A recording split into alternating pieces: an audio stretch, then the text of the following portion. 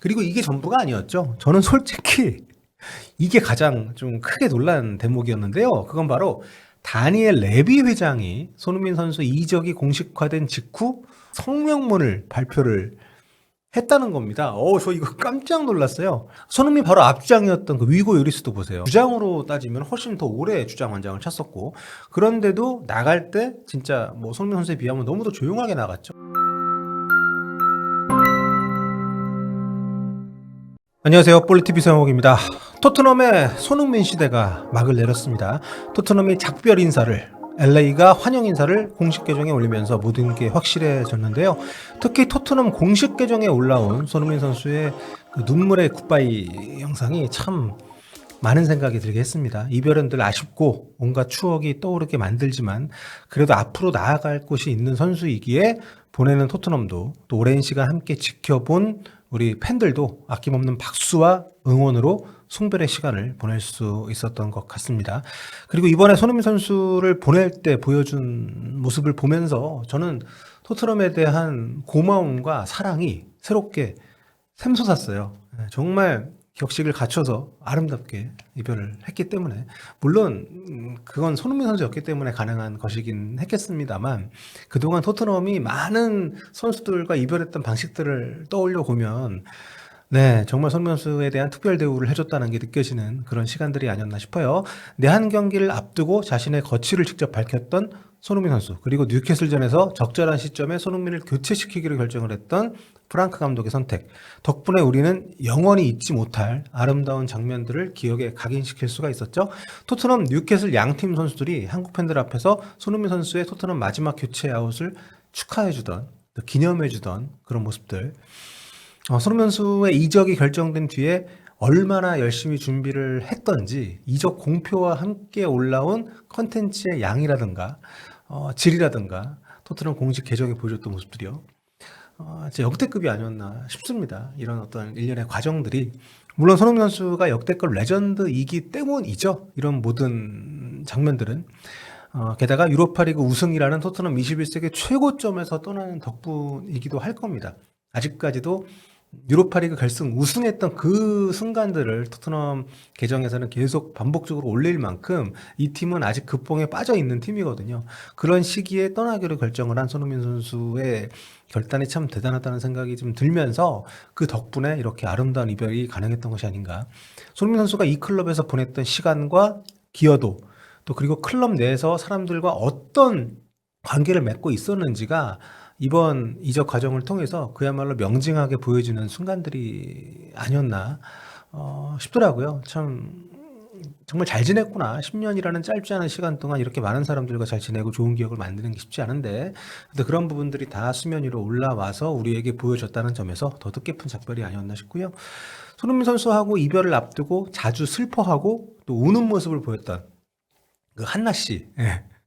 요분이 대표적으로 많이 거론이 되고 있던데, 이분만이 아니라 선수단을 넘어서 팀 내 스태프들 모두 손흥민 선수의 퇴단 소식에 슬퍼하고 또 아쉬움을 표했다고 할 정도니까 참, 긴 시간 동안 참 우리가 좋아할 만한 선수였다는 것을 다시 보여준 게 아닌가 싶어요. 그리고 동료 선수들, 뭐 SNS에 글을 올리고 안 올리고가 결정적으로 중요하다라고 생각하진 않습니다만, 아무래도 시대적으로 지금은 SNS가 모든, 특히 이제 공적인 활동을 하는 인물들의 그 자신의 공식적인 입장의 표명이잖아요. 그 계정을 통해서 많은 것들이 이루어지고, 표현이라든가. 그래서 이걸 마음 표현의 전부라고 볼 수는 없겠습니다만, 그래도 저는 토트넘만이 아니라 어떤 팀에서도 선수 한 명 떠나는데 이 정도로 많은 동료 선수들이 이렇게 또 긴 글들을 마음을 담아서 사진도 직접 열심히 고르고 뭐 영상을 만들어 올린 그런 선수도 있고, 이런 모습들을 저는 못 본 것 같아요. 진짜 정말 역대급 이별의 모습들이 아닌가 해서, 여기 프리미어리그 공식 계정에서도 손흥민 동료 선수들이 올렸던 SNS의 그 메시지들을 이렇게 포장을 해서 예쁘게 이미지로 만들어 올렸는데, 내용들이 참, 네, 한번 들어볼까요? 형은 이 아름다운 클럽의 끝판왕 레전드가 되어 떠나는군요. 형은 수차례 넘어졌지만 끝내 일어서 결국엔 우승을 일궈냈어요. 형은 토트넘 유니폼을 입고 역사를 썼어요. 형과 함께 이토록 중요한 우승을 해낼 수 있어 너무 기뻐서 형은 그럴 자격이 있어. 10년 전 여기 어린아이로 왔다고 했죠. 이제 레전드이자 내 가장 친한 친구 중 한 명으로 떠나네요. 형은 탑레벨 프로 선수들의 진정한 모델이에요. 형은 토트넘을 레전드만이 아니라 우리 모두의 형제로 떠나는 겁니다. 행운을 빌어요, 내 친구. 형이 토트넘을 우승자로 떠나게 되어 기뻐 고마워 소니.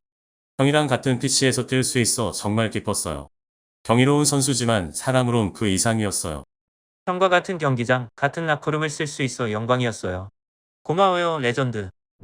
이거 사실 제가 읽으려고 했거든요. 근데 벌써 며칠이 지났는데도 주책맞게 자꾸 울컥하더라고요. 이 동료들의 저 메시지를 보면 특히 그 메디슨 선수 얘기는 뭐 여러 번 그 봤음에도 불구하고 참 짠하고, 근데 이 메디슨이 그 부상 때문에 지금 거의 시즌 아웃 됐잖아요. 한국에서 다친 것 때문에. 토트넘이 손흥민 선수 이후에 좀 많이들 얘기할 정도로 위기 상황이지만 메디슨까지 빠지는 건 굉장히 타격이 큰 것 같고, 지금 물론 폭풍 영입을 하고 있긴 합니다만 아쉬운 건 손흥민이 있을 때 저렇게 영입을 해줬으면 참 좋았을 텐데. 아무튼 그런 그 과정 속에서 손흥민 선수와 이별하는 선수들이 여러 메시지들, 뭐 페드로 포로도 그렇고요, 뭐 존슨도 그렇고요, 미키 반더벤, 네, 참, 네, 진짜 동료들이 의례적으로 뭐 관행적으로 하는 말들이 아니라 이렇게 얼마나 마음속으로 아쉽고 고맙고 그런지를 우리가 느낄 수 있게 하는 그런 생각들이 교차하게 만드는 그런 글들이어서, 네, 물론 여기 소개된 것들은 약간 축약본이긴 합니다만 손흥민 선수가 얼마나 토트넘에서 잘 지내왔는지, 얼마나 사랑을 받아왔는지, 또 우리가 손흥민이라는 선수에게 보낸 애정과 관심과 또 그 짧지 않은 시간들이 얼마나 합당한 것이었는지를 되새기게 해주는 그런 순간들, 그런 장면들이 이번 토트넘 커리어 마무리의 그런 과정에서 우리가 볼 수 있었던 게 아닌가 싶습니다. 그리고 이게 전부가 아니었죠. 저는 솔직히 이게 가장 좀 크게 놀란 대목이었는데요. 그건 바로 다니엘 레비 회장이 손흥민 선수 이적이 공식화된 직후, 이적 오피셜이 뜬 직후 공식 성명문을 발표를 했다는 겁니다. 저 이거 깜짝 놀랐어요. 이거 현지에서도 굉장히 아무래도 신기해서인지 보도가 엄청나게 많이 됐던데, 내용은 이렇습니다. 손흥민은 저 유명한 릴리 화이트 셔츠를 입었던 가장 위대한 선수들 중에 한 명입니다. 지난 10년 동안 손흥민이 뛰는 걸 보는 일은 즐거움 그 자체였어요. 놀라운 기량을 타고난 축구 선수로서만이 아니라 경이로운 인성을 가진 사람이기도 했었죠. 클럽과 전 세계 모든 사람들의 마음을 어루만지고 영감을 불어넣어준 사람이었으니까요. 빌바오에서 거둔 유로파리그 우승은 우리 클럽 역사에 정말 마법과도 같은 순간이었습니다. 그리고 우승 트로피를 들어올리던 소니의 모습은 그가 토트넘에서 보낸 환상적인 10년을 완벽하게 장식하는 기억이 되었죠. 소니는 이 클럽에 정말 많은 걸 안겨줬습니다. 경기장 안에서도 밖에서도 말이죠. 그러한 기여에 저희는 영원히 고마움을 잊지 않을 겁니다. 손흥민의 앞길에 행운이 가득하기를 모두의 이름으로 기원합니다. 언제든 클럽에 돌아온다면 토트넘 가족의 사랑받고 소중한 멤버로서 언제나 환영받을 겁니다. 다니엘 레비. 사실 이런 이미지의 사람이 전혀 아니었잖아요. 그런데 굉장히 감동적인 메시지를 남겨줬고, 다른 누구도 아닌 레비 회장이 이런 진심 어린 긴 글을 남겼다는 것 자체로 이례적이고요. 사실 잘 헤어진 것 자체가 좀 없는 팀이긴 합니다. 이 팀을 떠나는 여러 과거 선수를 봤을 때. 그러니까 이런 글은 당연히 쓴 적이 없어요. 베르통은 나갈 때 보십시오. 시계랑 액자 하나 딸랑 줬고요. 해리케인 같은 경우는 메디컬 하러 바이에른 뮌헨으로 이제 가던 도중에 이적료 협상 좀 돈 더 받으려고 더 하겠다고 공항에 대기시켜놓고 막 그랬잖아요. 그런 사람인데, 손흥민 바로 앞주장이었던 그 위고 요리스도 보세요. 2012년 여름에 와서 2023년 말에 나갔으니까 손흥민 선수보다 더 오래 있었단 말이죠. 주장으로 따지면 훨씬 더 오래 주장 원장을 찼었고, 그런데도 나갈 때 진짜 뭐 손흥민 선수에 비하면 너무도 조용하게 나갔죠. 선물도 짧게 되게 좀 작은 거 받고, 나중에 레비 회장에 대해서 좀 비판적인 얘기도 회고록에 쓰기도 뭐 했습니다만, 공감 능력 없고 뭐 냉정하고 돈만 밝힌다는 뉘앙스로 챔피언스리그 결승전 앞두고는 뭐 패배자 시계를 줬다. 뭐 이런, 그러니까 위너로서 시계를 준비한 게 아니라 파이널리스트 기념 시계를 선수들한테 줬다, 뭐 이런 얘기를 했는데, 그러니까 이 냉정하기만 한 것처럼 보이던 사람이 이런 글을 쓰게 만든 손흥민이라는 사람의 어떤 매력과 인격에 대해서 다시 한번 우리가 감탄하게 만드는, 물론 이런 인간적인 면을 떠나서 손흥민 선수가 토트넘에서 차지하고 있는 위상은 경기력적인 것도 이제 넘어서 저는 레비 회장 이럴 만하다고 봅니다. 단순히 수많은 런던 팀 중에 하나였어요. 토트넘은. 물론 프리미어리그 내에서도 그 빅클럽에 속하는 규모의 팀이긴 했지만 사실 우리가 탑6라고 하지만 손흥민 선수 이전의 토트넘은 지금의 경기장도 없었고요. 우승컵도 없었고요. 상당히 좀 애매한 위치에서 아스날과 라이벌 의식으로만 많이 알려져 있던 이미지의 팀이었습니다. 과거에는 아스날보다 잘 나갔지만 지금은 그렇지 않은.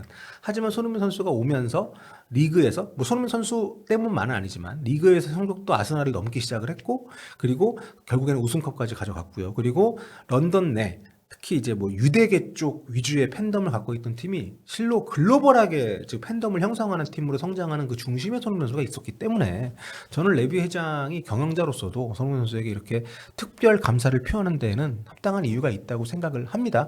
그리고 이번에 나갈 때 손흥민 선수가 LAFC에서 현지 보도를 보면 이적료가 2천만 파운드 이상으로 또 어제 오늘 보도가 나오고 있더라고요. 이게 현재 환율로 따지면 한 370억 원 정도가 되는데 10년 전 2015년에 레버쿠젠에서 손흥민을 데리고 올 때 토트넘이 그 당시에 이제 3천만 유로 당시 환율 기준으로 2,200만 파운드를 썼습니다. 그러니까 거의 손실이 없어요. 10년 동안 이 선수를 싸게 데려와서 정말 10년 동안 잘 함께 일을 했는데 가치 하락이 거의 없이 그 이적률을 거의 고스란히 되돌려주고 나가는 그런 선수니까 이런 선수가 어디 있습니까?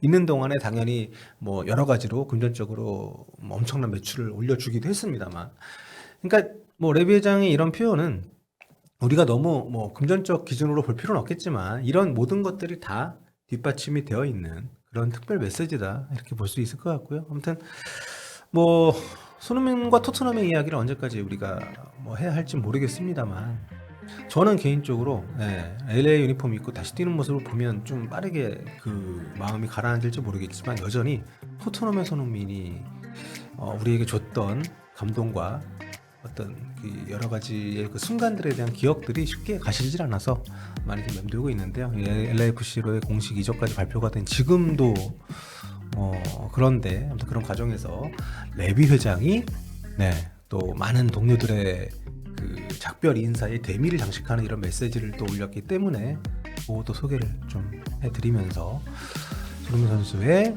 LAFC 이적과 관련된 고건과 관련된 얘기들을 좀 마무리를 짓도록 하겠습니다. 아무튼 토트넘에게 저는 그래서 앞서도 말씀드렸습니다만 굉장히 고맙고요. 손흥민 선수 몸담고 있을 때보다 더 큰 애정과 리스펙트가 샘솟았다는 이게 언제까지 갈지 모르겠지만 그런 말씀 드리면서 마무리 짓도록 하겠습니다.